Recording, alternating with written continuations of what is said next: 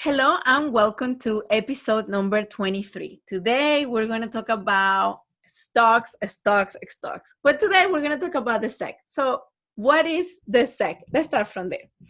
So the SEC, which is the U.S. Securities and Exchange Commission, let's go what it's about. Their mission is to protect investors, maintain fair, orderly, and efficient markets, and facilitate capital formation. The SEC strives to promote a market environment that is worthy of the public's trust. So the U.S. Securities and Exchange Commission is an extremely important organization here in the United States that was created after the Great Depression, which we're talking about 1929, 1933, when basically the markets collapsed. So let's understand how the SEC becomes the Securities and Exchange Commission, who they are today. Because I think they're like 86-year-old. This organization is 86 years old. So I want to show you a little bit of history about the SEC.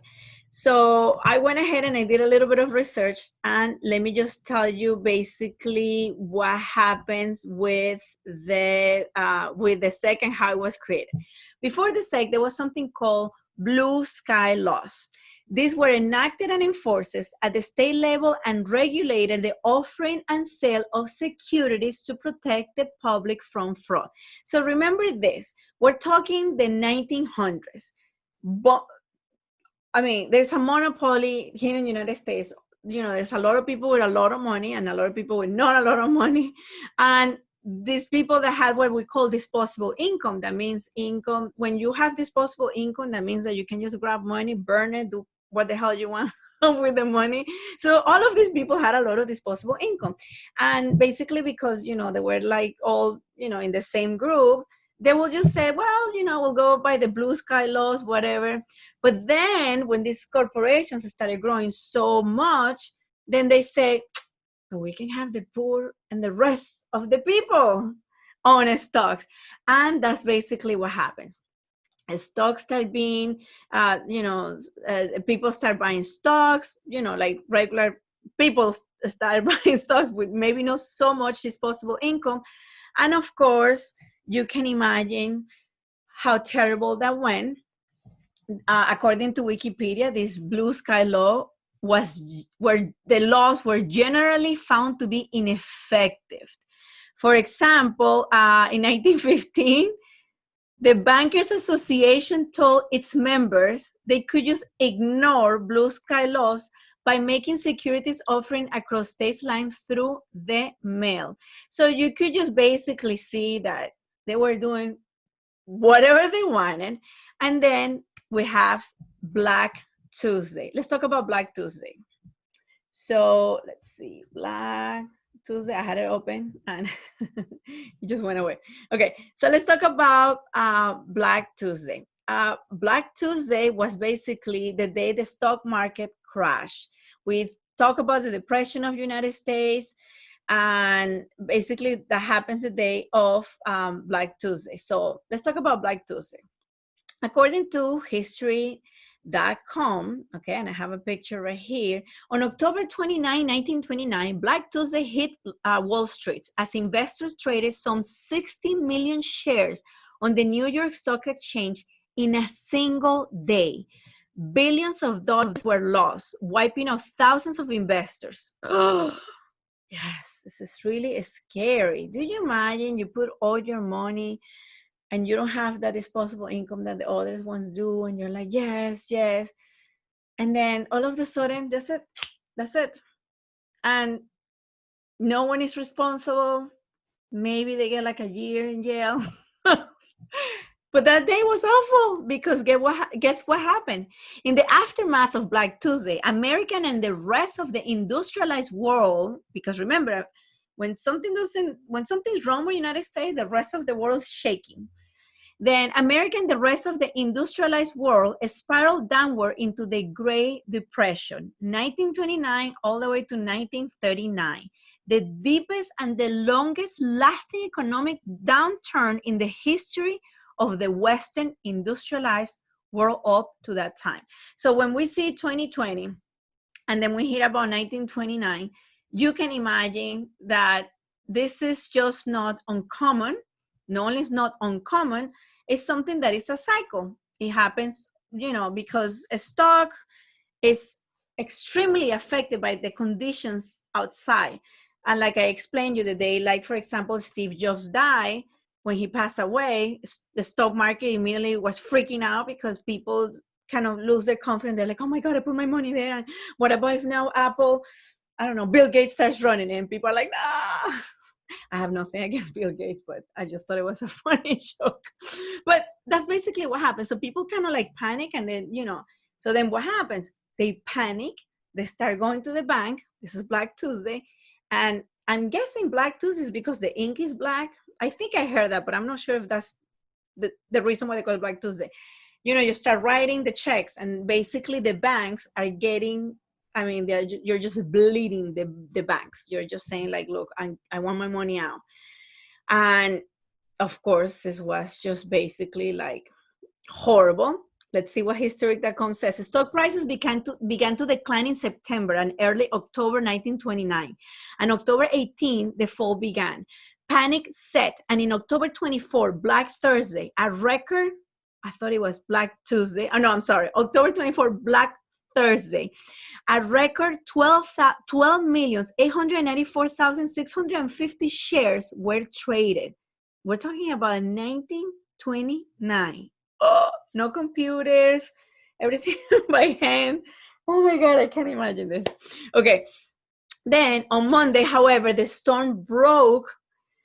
I guess people were like, bleh, and the market went into free fall. Black Monday was followed by Black Tuesday, in which stock prices collapsed completely, and 60 million, almost around 60 million shares were traded on the New York Stock Exchange in a single day. Billions of dollars were lost. And of course, the Great Depression was basically,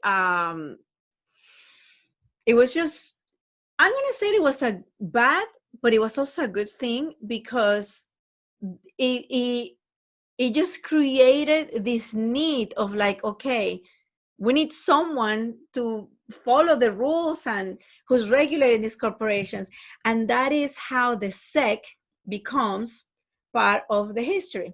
So then the Great Depression also help bring an end to prohibition. Politicians believe legalizing the consumption of alcohol could help create jobs and stimulate the economy. So yes, the Great Depression, and it's probably going to happen right now because there's no money. People have no money, and then you're going to be like, okay, what items we can put a lot of taxes on? Oh, okay, recreational drugs, cannabis, cigarettes, alcohol, and then, basically you just pass the burden to the consumer.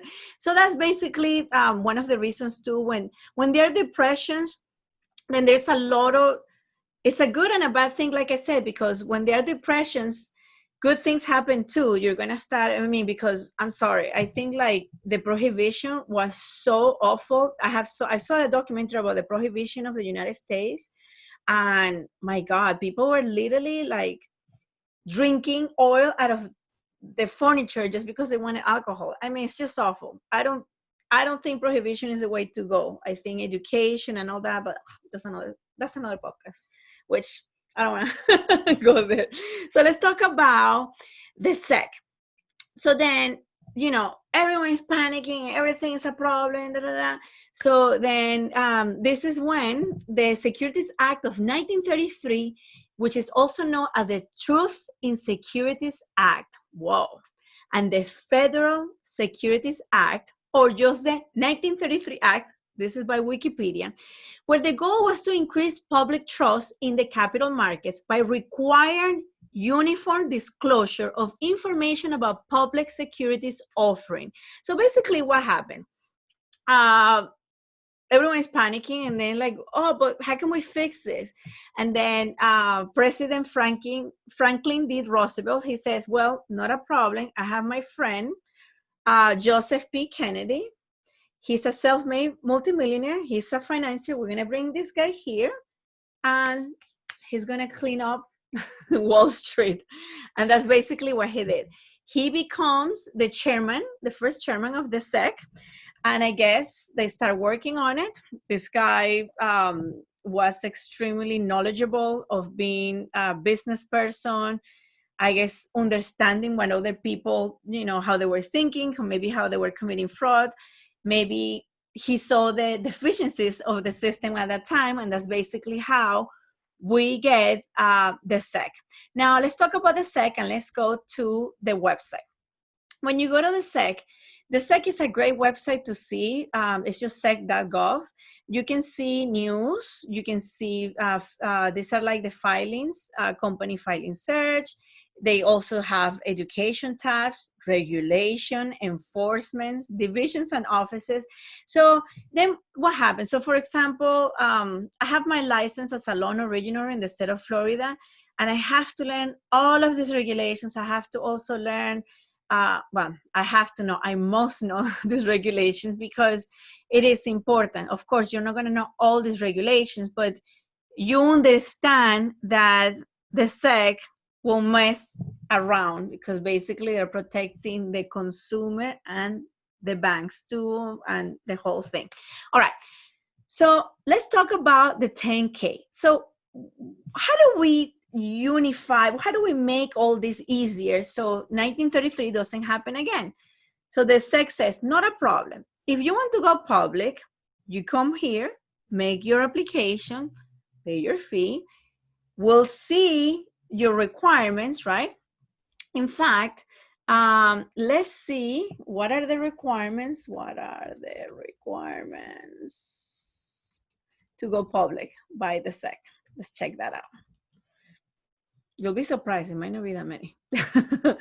Okay, so according to Investopedia, going public, which is also called when a private company offers the initial public offering, which is the IPO.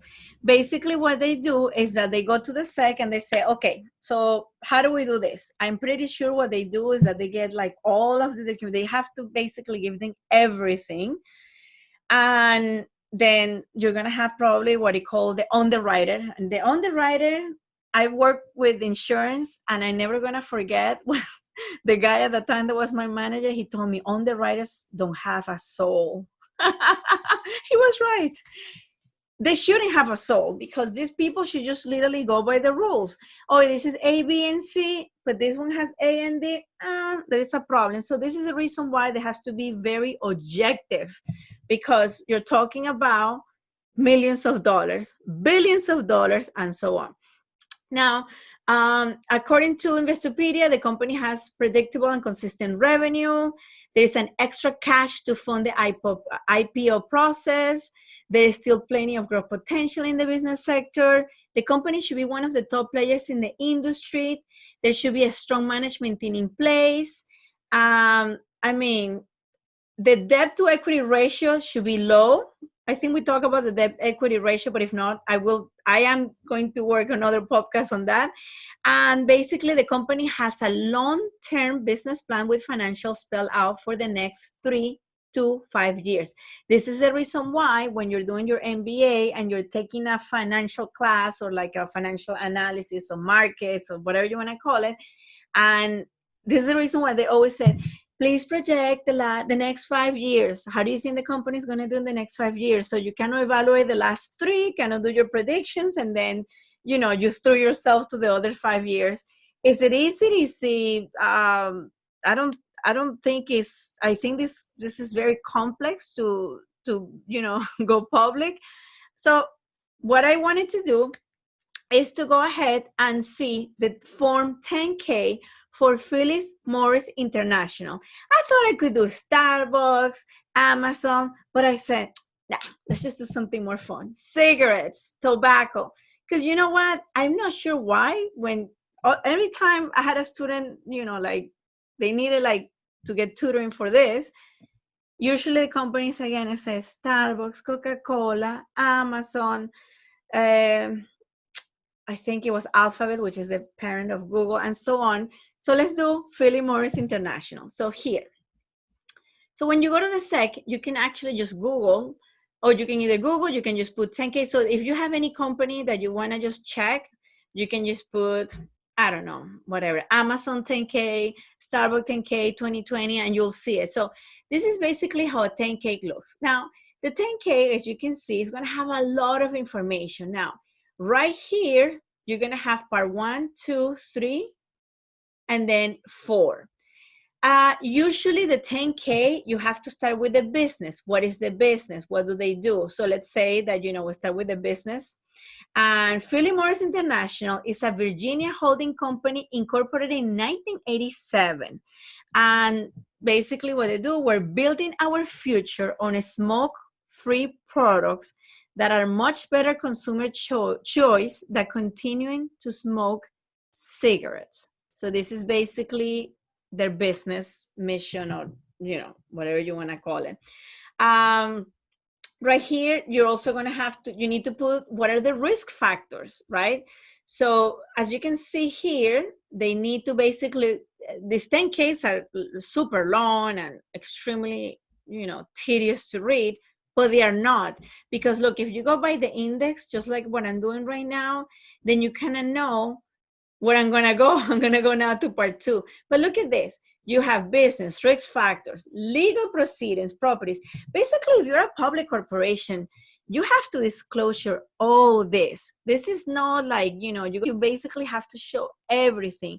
Who's the CEO, who's the CFO, what they call, the corporate people, right?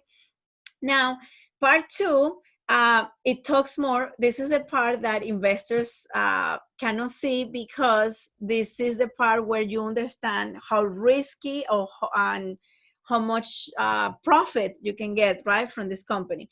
So as you can see here, the selected financial data, right? When you go on it, let me see if I go page 15. Okay, bingo. So look at this. We have, now this is Philip Morris, this is fiscal year ending in 2017, whatever, I just put 2017. So let me show you now how in 2017 this looks. Let me see, number 15. Okay, so look at this.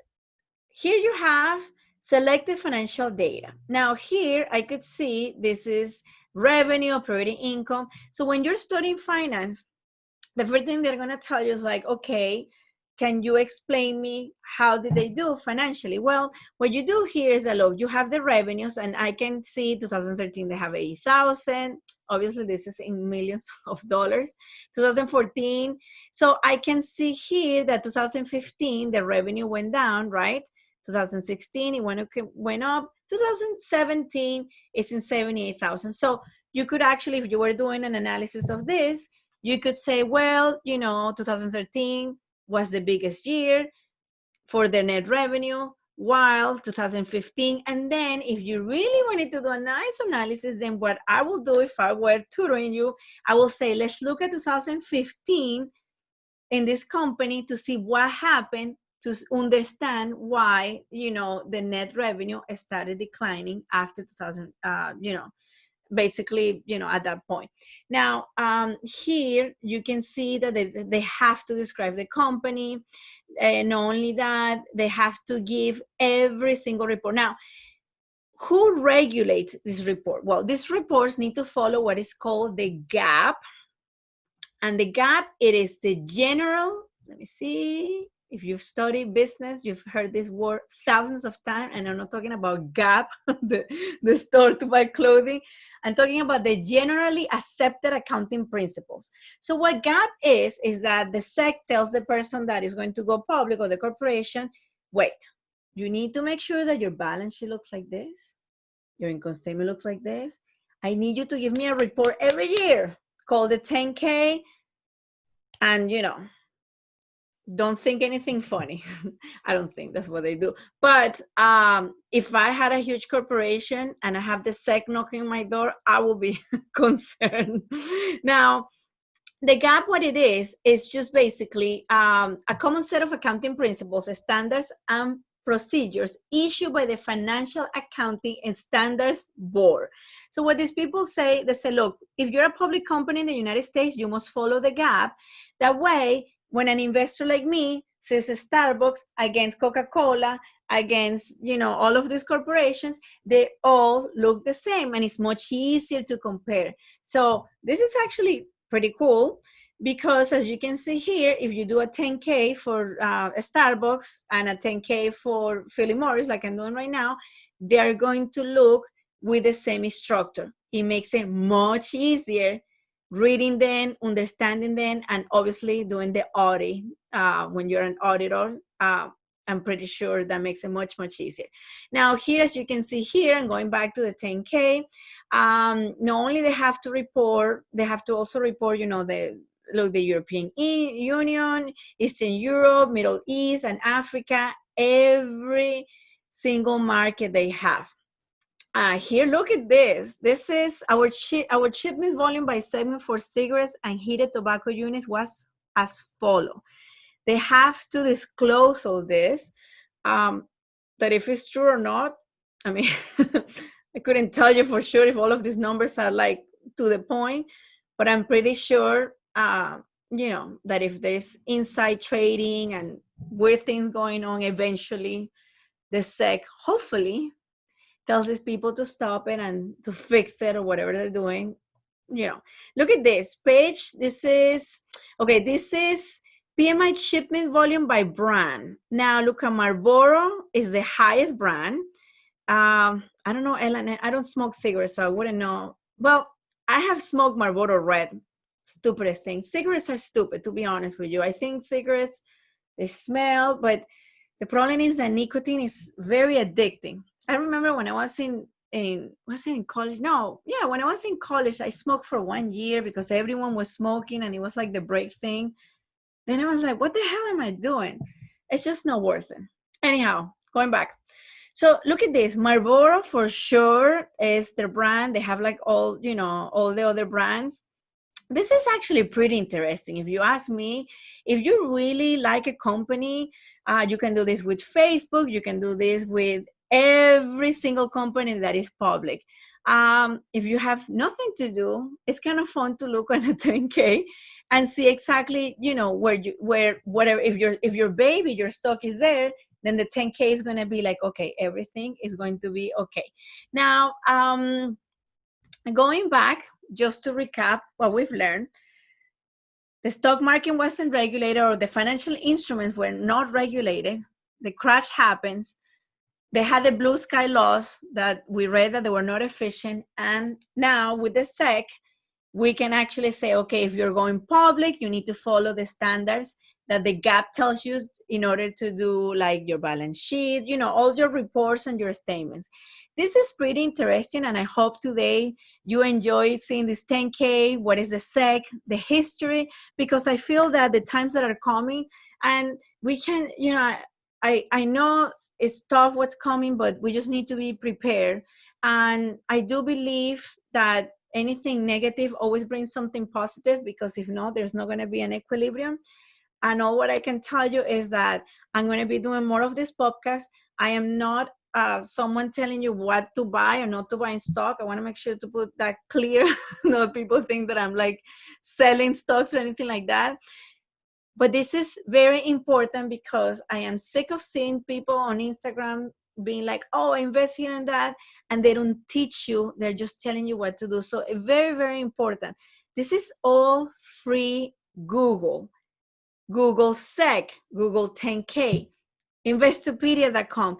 Because after I've been doing this podcast, all of my friends have been asking me questions, and I'm like, we can talk about it, but it would be so good if you first see these websites, which I'm also going to be putting on this podcast, and the way you can enjoy them as well. I hope you enjoyed this podcast.